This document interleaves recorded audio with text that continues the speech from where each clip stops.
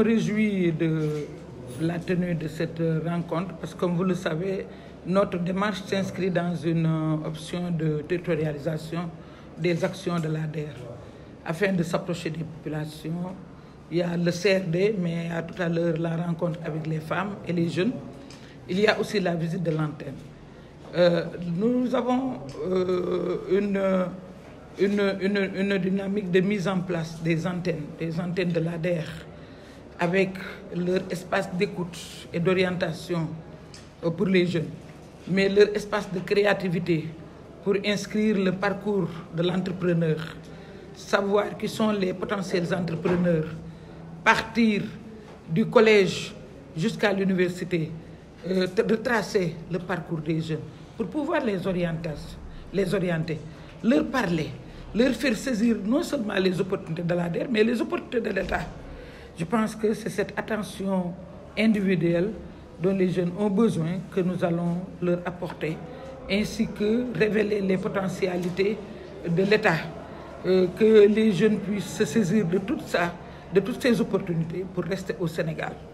Et dans une démarche d'orientation et de sensibilisation, nous allons les fixer, les retracer par la formalisation, les former, mais aussi les financer. Je pense que c'est par là seulement que les financements pourront prospérer et réduire le taux de créance pour que effectivement le recouvrement ne pose plus problème. Nous avons beaucoup appris des discussions parce que les points de sourcing nous posaient problème. Mais comme on l'a dit tout à l'heure, les différents services de l'État qui sont au niveau du département seront coordonnés par monsieur le préfet. Je pense que c'est cette mutualisation qui va permettre aux jeunes entrepreneurs ou bien à la femme de bénéficier davantage des avantages de l'ADER et même de l'État. On a déjà démontré dans la présentation qu'il y a 6 milliards et que c'est le plus bas taux de remboursement. Évidemment, ça a un peu fouetté que le préfet me pardonne, parce que le préfet, véritablement, en s'engageant avec l'administration, s'est beaucoup désolé du faible taux de remboursement de la région. C'est un taux de 25%.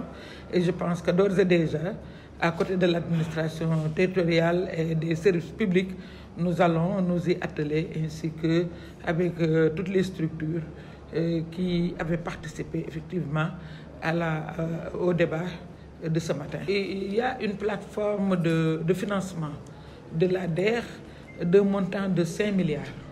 L'enveloppe qui était dédiée à la région de Kolda était de 268 500 000 pour 358 projets.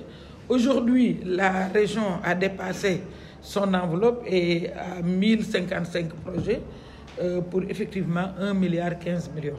Donc, je pense qu'il y a de belles perspectives en vue et que nous allons continuer d'accompagner la région tout en nous engageant au recouvrement des créances, parce que c'est extrêmement important. Il faut qu'on recouvre les créances pour ne pas faire du sur-pied, pour aller véritablement vers la découverte des champions. Parce que, comme vous le savez, c'est de petits crédits, entre 100 000 et 2 millions, mais à chaque fois qu'on rembourse, on va plus loin et élargir l'assiette. Et je pense que c'est par là que nous pouvons effectivement compter nos champions.